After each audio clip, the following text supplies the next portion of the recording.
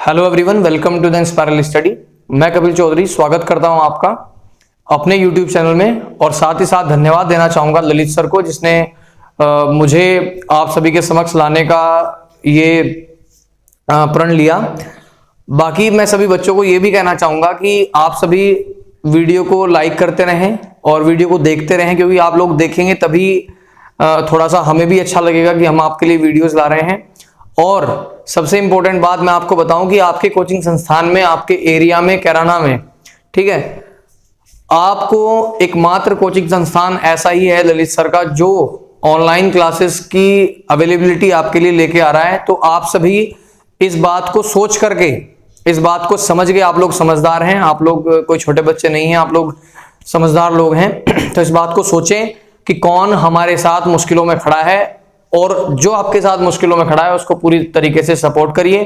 ठीक है, तो आज का ज्यादा समय वेस्ट ना करते हुए हम आज का टॉपिक शुरू करते हैं। देखिए, कुछ बच्चों को क्या लगता है कि आज का जो मेरा टॉपिक है वो विज्ञान की परिभाषा है। ठीक है, यानी विज्ञान की परिभाषा को हम थोड़ा जानेंगे डीपली, यानी कि थोड़ा सा अंदर जाने की कोशिश करेंगे विज्ञान के। देखिए, बेसिक सी बात है, आप सबको पता होगा कि विज्ञान हमारे आसपास की चीजों का अध्ययन है। ठीक है, हमारे आसपास, सपोज करिए हमारा पूरा आसपास है, सराउंडिंग्स है, इसके अंदर जितनी भी चीजें प्रेजेंट हैं वो सब उसकी हम स्टडी करते हैं, तो ये सब आप लोग सभी समझते हैं। लेकिन यहां थोड़ा सा अलग तरीके से मैं आपको बताने की कोशिश करूंगा कि एक्चुअली विज्ञान है क्या। आप लोगों ने विज्ञान को संधि विच्छेद करके भी पढ़ा होगा, कुछ टीचर्स ने पढ़ाया होगा। वी फॉर विशिष्ट, ज्ञान फॉर नॉलेज, के विशिष्ट ज्ञान ही विज्ञान है। तो ये सब बकवास की बातें हैं, आपको साइंटिफिकली जाना पड़ेगा अगर आपको अपने एग्जाम्स में आपके अपने क्वेश्चंस अटेम्प्ट करने हैं तो। ठीक है, तो यहां मैं विज्ञान को सिंपल सी भाषा में एक्सप्लेन करूंगा जो आपके अच्छी तरीके से समझ भी आएगा। ठीक है, तो यहां विज्ञान को हम कहते हैं कि हमारे पास एक छोटी सी चीज है। ठीक है, हमारे पास एक छोटी चीज है, प्रकृति, नेचर। आप लोग सभी जानते होंगे नेचर क्या है। ठीक है, हमारे आसपास की जितने भी चीजें, हमारी सराउंडिंग्स हैं, है ना, तो नेचर एक सबसे इंपॉर्टेंट टर्म्स है विज्ञान को समझने का। ठीक है, तो यहां हम कह सकते हैं कि विज्ञान वह शाखा है जिसमें हम, ठीक है, विज्ञान वह शाखा है जिसमें हम प्रकृति के गुणधर्म व विशेषताएं या विशेषताओं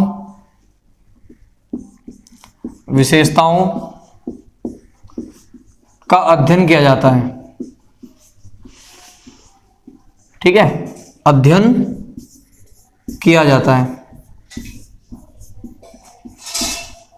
ठीक है, देखिए सिंपल सी बात है कि प्रकृति के अंदर जितनी भी चीजें प्रेजेंट हैं, ठीक है, वो सब चीजें आपको स्टडी करनी है साइंस के अंदर। ठीक है, यानी हम लोग इसको बहुत ही सिंपल लैंग्वेज में समझ सकते हैं कि एक ऐसी ब्रांच जिसमें प्रकृति के गुणधर्म यानी उसकी प्रॉपर्टीज के बारे में और उसकी विशेषताओं के बारे में यानी उसकी कैरेक्टरिस्टिक्स के बारे में पढ़ा जाता हो। ठीक है, यहां पर विशिष्ट ज्ञान का कोई संबंध इससे नहीं है, ये मैं बात आपको क्लियर कर दूं। ठीक है, तो उसके बाद हम देखते हैं कि विज्ञान की और भी बहुत सारी शाखाएं हैं जिनके बारे में हमें पढ़ना है, लेकिन उनके बारे में हमें ज्यादातर नहीं पता। ये नोट कर लिया होगा सब बच्चों ने, इसको नोट कर लें, आगे भी काम आएगा। और साथ साथ हम सोच रहे हैं कि आपको साइंस की वीडियोस हम डेली बेसिस पे प्रोवाइड कराते रहें ताकि आपको कोई दिक्कत ना हो। देखिए, पहले हम विज्ञान की ब्रांचेस के बारे में पढ़ लेते हैं। ठीक है, यहीं से डिवाइड करेंगे।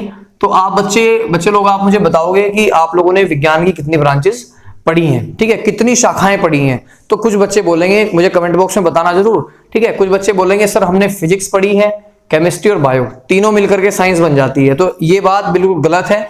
यहाँ और भी बहुत सारी शाखाएं हैं जो आप लोग अपने आसपास देखते हैं और पढ़ते भी हैं उन शाखाओं को। ठीक है, तो यहां मैं विज्ञान को डिवाइड कर रहा हूं दो टाइप्स में। ठीक है, नंबर 1 फिजिकल साइंस और नंबर 2 लाइफ साइंस।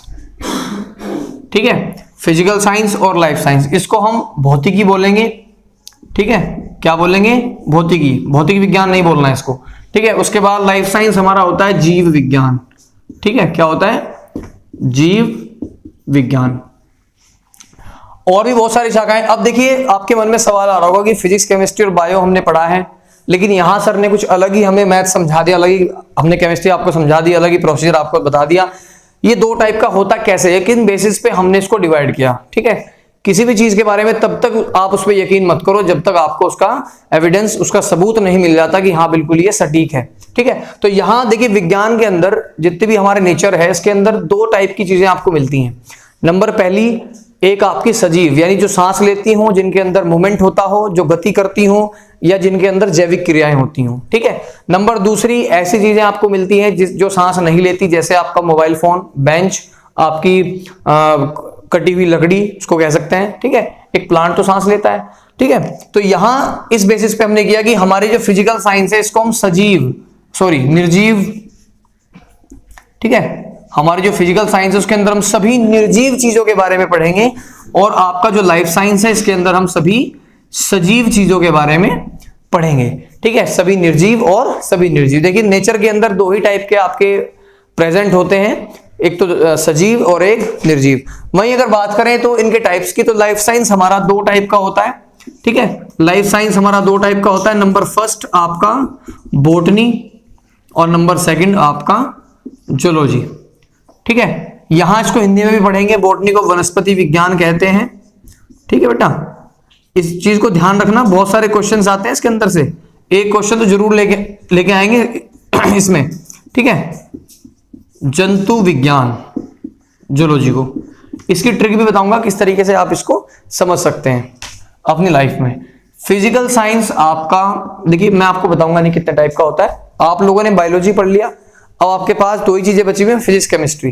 ठीक है, तो यहां हमारा फिजिकल साइंस आपका फिजिक्स, इसका फर्स्ट पार्ट हो गया यानी भौतिक विज्ञान। ठीक है, भौतिक विज्ञान, और नंबर दो आपका हो गया रसायन विज्ञान यानी केमिस्ट्री। ठीक है, लेकिन यहां एक नई बात मैं आपको बताऊंगा कि फिजिकल साइंस आपका तीन टाइप का होता है, जिसमें तीसरी ब्रांच आपकी जियोलॉजी यानी भूगर्भ विज्ञान आती है। ठीक है, भूगर्भ विज्ञान आती है। बहुत बच्चों को लग रहा होगा कि सर ने तो पता नहीं कितने नाम हमारे सामने लिख दिए, तो मैं आपको बता दूं कि एग्जैक्ट रीजन यही है। मैं हर एक चीज का आपको साइंटिफिक रीजन दूंगा, हर एक चीज का आपको वैज्ञानिक कारण मिलेगा। ऐसा नहीं कि आपके मन को भाता हुआ कारण आपको दे दे कोई भी कि विशिष्ट ज्ञान, ऐसा कुछ नहीं यहां होगा। ठीक है, यहां आपको एक एक एविडेंस दूंगा मैं, एक एक सबूत दूंगा किस तरीके से आपका ये है, और बाकी आप इसको अपनी डेली लाइफ में भी उतार सकते हैं। हर एक चीज आपके लिए इसमें है। ठीक है, तो यहां इन जितनी भी ब्रांचेस हमने पढ़ी हैं, फिजिकल साइंस तीन टाइप में डिवाइड है, फिजिक्स, केमिस्ट्री और आपका जियोलॉजी। ठीक है, फिजिक्स, केमिस्ट्री और आपका जियोलॉजी, यानी आपका भौतिक विज्ञान, आपका रसायन विज्ञान और आपका भूगर्भ विज्ञान। वहीं लाइफ साइंस को दो भागों में डिवाइड किया है, बॉटनी एंड जूलॉजी। ठीक है, देखिए फिजिक्स जो आपकी ब्रांच है, मैं आपको बताऊं, इसमें आप लोग क्वांटिटीज यानी राशियों के बारे में पढ़ते हैं, जैसे आपका मोशन वगैरह होता है, आपकी स्पीड, आपका डिस्टेंस, ये सब चीजें आप इसमें पढ़ते हैं। ठीक है, भूगर्भ विज्ञान के अंदर देखिए नाम से ही आपको पता चल जाएगा कि भूगर्भ क्या है। भू मीन्स क्या होता है? धरती। ठीक है, भू मीन्स क्या होता है? धरती। गर्भ मीन्स क्या होता है? अंदर, यानी धरती के अंदर का विज्ञान। धरती के अंदर क्या होता है? आप लोग समझते होंगे कि बहुत पहले से जो अपना जो चीजें थी वो उलट पलट हुई थी, तो हमें कुछ फॉसिल्स मिलते हैं, जीवाश्म मिलते हैं। आप लोग समझ सकते हैं, जैसे पेट्रोलियम वगैरह होता है प्रोडक्ट, तो ये सब हमारा कोयला वगैरह नीचे से ही मिलता है। तो ऐसी चीजों की स्टडी करना भूगर्भ विज्ञान के अंदर आता है। उसके बाद रसायन विज्ञान में हम केमिकल्स पढ़ते हैं, जितने भी केमिकल रिएक्शंस हैं वो सब हम केमिस्ट्री के अंदर पढ़ते हैं। उसके बाद लाइफ साइंस, हमने सीधी सीधी बात कह दी आपको कि सजीव, इसमें हम पढ़ते हैं। ठीक है, अब ये जो सजीव है, सजीव के अंदर दो ही टाइप के आपके प्राणी आएंगे, दो ही टाइप के आपके जीव आएंगे। नंबर पहला बोटनी, बोटनी को कहते हैं वनस्पति विज्ञान। सिंपल सी बात मैं आपको बता दूं कि वनस्पति आपकी पेड़ पौधे होती हैं। ठीक है, तो यहां बोटनी को हम वनस्पति विज्ञान कह रहे हैं। दूसरा जूलॉजी को हम जंतु विज्ञान। देखिए आप इसको थोड़ा सा अलग करिए। लॉजी मीन्स होता है टू स्टडी, हम इसको साइंस भी कह सकते हैं, किसी के बारे में अध्ययन करना भी साइंस होता है। ठीक है, तो यहां जू का मतलब क्या है? चिड़ियाघर। चिड़ियाघर में क्या होता है? पशु पक्षी होते हैं यानी जीव होते हैं। तो सिंपल सी बात है, इसमें हम जंतु विज्ञान, जूलॉजी जो होती है हमारी, उसमें हम क्या बोलते हैं? उसको जंतु विज्ञान बोलते हैं, और इसमें जंतु की स्टडी करी जाती है। इनके फादर्स के बारे में जान लें हम। देखिए बहुत सारे कंपटीशन के एग्जाम में अभी जितना आपने पढ़ा, इसको जानना आपके लिए बहुत जरूरी था, ये आपका बेसिक था। लेकिन अब जो क्वेश्चंस आएंगे आपके, वो क्वेश्चंस आपके यहां से आते हैं। ठीक है, वो सिंपल सी बात मैं आपको बता दूं कि इसके फादर्स, हम सभी के फादर्स के बारे में पढ़ेंगे, कौन किसके पिता हैं। ठीक है, तो यहाँ मेरे हिसाब से सभी बच्चों ने नोट कर लिया होगा इसको। तो वन बाय वन हम जानने की कोशिश करेंगे कि किसके कौन फादर हैं। अभी विज्ञान है, विज्ञान एक अलग ब्रांच है, अपनी विज्ञान की शाखाएं हैं बेसिकली हम कह सकते हैं, लेकिन विज्ञान के जो फादर हुए हैं वो हुए हैं हमारे अरस्तु। ठीक है, अरस्तु। कुछ बच्चों के मन में एक डाउट है, एरिस्टोटले भी कहते हैं इसको, लेकिन वो अरिस्टोटले क्या क्यों कहते हैं इसको? देखिए अरस्तु को अगर आप लिखेंगे इंग्लिश में तो अरस्तु लिखा जाएगा, लेकिन एरिस्टोटले आप लोग इसको पढ़ते हैं। तो मैं आपको बता दूं कि एरिस्टोटले, इसको ये उपाधि मिली हुई है। ठीक है, जैसे उपाधि मिल जाती है, जैसे कोई प्राइज मिल जाता है, ऐसे ही अरस्तु को एरिस्टोटले का एक नाम दिया गया है अलग से। ठीक है, तो एरिस्टोटले या अरस्तु इसको हम कह सकते हैं। वहीं जीव विज्ञान को भी अरस्तु ने ही दिया था, अरस्तु ही इसके फादर बोले जाते हैं। ठीक है, यहां भी अरस्तु। उसके बाद फिजिकल साइंस, यहां ये पूरा इसका अरस्तु। ठीक है, फिजिकल साइंस को भी अरस्तु ही इसके फादर हैं। उसके बाद जूलॉजी की बात करें तो जूलॉजी भी आपकी अरस्तु ने ही दी थी, यानी अरस्तु ही इसके फादर कहे जाते हैं। पिछली बार यूपीपीसीएस में 2 साल पहले क्वेश्चन आया था कि इन 3 ब्रांचेस, यानी कौन सी ऐसी 3 ब्रांचेस हैं जिसके फादर एक ही हैं। ठीक है, तो मैं आपको बता दूं कि विज्ञान, जीव विज्ञान और जंतु विज्ञान, या ऐसे आपका विज्ञान, भौतिकी और आपका जंतु विज्ञान, ऐसे भी करके क्वेश्चन आ जाता है। वैसे मेनली जो क्वेश्चन आता है वो विज्ञान, जीव विज्ञान और जंतु विज्ञान। तो ऐसी 3 ब्रांचेस ये हैं जिनके साइंटिस्ट एक ही हैं, यानी अरस्तु हैं। ठीक है, उसके बाद में हम वनस्पति विज्ञान की बात करेंगे तो वनस्पति विज्ञान के जो फादर हुए हैं, जो पिता हुए हैं, वो हुए हैं थियोफ्रेस्टस। ठीक है, थियोफ्रेस्टस। ठीक है, यानी वनस्पति विज्ञान के जो पिता हुए हैं वो हुए हैं थियोफ्रेस्टस। अभी हम थोड़ा सा इधर आएंगे, बीच में इसके मिडिल में आएंगे। फिजिक्स को और केमिस्ट्री को हम थोड़ा सा बाद में पढ़ेंगे, इनका कुछ अलग ही केस है, आपका भी मन लगेगा पढ़ते हुए। ठीक है, तो यहां जियोलॉजी जो है, जियोलॉजी के जो फादर हुए हैं उनको बोलते हैं जेम्स हटन। ठीक है, क्या बोलते हैं? James Hutton. इस चीज को आप समझ लें, ये बहुत इंपॉर्टेंट है। ठीक है, क्योंकि इस ब्रांच के बारे में किसी को पता नहीं है, बहुत कम लोग जानते हैं इसको, इसीलिए मोस्टली अगर क्वेश्चंस बन के आता है तो भूगर्भ विज्ञान से ही बन के आते हैं आपके। ठीक है, तो ये भी पूछा जा सकता है, बहुत ही जरूरी है आपके लिए। उसके बाद फिजिक्स और केमिस्ट्री। देखिए फिजिक्स से शुरू करेंगे हम। फिजिक्स के 3 पिता हैं। ठीक है, आपको थोड़ा सा विचित्र लग रहा होगा, थोड़ा सा अलग लग रहा होगा कि सभी के तो एक एक हैं, इसके 3 कौन कौन है? तो सिंपल सी बात मैं आपको बता दूं कि इसके 3 पिता हैं। Number 1 Albert Einstein. ठीक है, आइंस्टीन। नंबर 2 गैलीलियो और नंबर 4 न्यूटन, यानी आइजैक न्यूटन। ठीक है, तो यहां फिजिक्स को इन 3 साइंटिस्ट की वजह से ही जाना जाता है। ठीक है, ये इसके फादर हैं, वो मैंने आपको बता दिया कि किस किस चीज की आप इसमें स्टडी कर रहे हैं। उसके बाद जो नेक्स्ट है आपका, वो है, ये भी कह सकते हैं कि भाई हमारे पास अब रसायन विज्ञान बचा हुआ है। तो रसायन विज्ञान के भी 2 पिता हैं। कितने पिता हैं? 2। ठीक है, इसमें केमिस्ट्री के अंदर आप लोगों की 2 केमिस्ट्री होती हैं, शायद आपको पता नहीं है तो आप जान लीजिए। नंबर 1 एंशिएंट केमिस्ट्री, यानी प्राचीन केमिस्ट्री, प्राचीन रसायन विज्ञान। नंबर 2 मॉडर्न केमिस्ट्री, यानी कि नवीनतम रसायन विज्ञान। तो दोनों के फादर अलग अलग हैं, मैं आपको यहां नोट कर देता हूं। नंबर 1 मैं मॉडर्न की बात कर रहा हूं। ठीक है, मॉडर्न की बात कर रहा हूं, जो नवीनतम वाली है। तो मॉडर्न के जो साइंटिस्ट हैं वो एंटोनी लेवोइजियर हैं। ठीक है, एंटोनी लेवोइजियर हैं।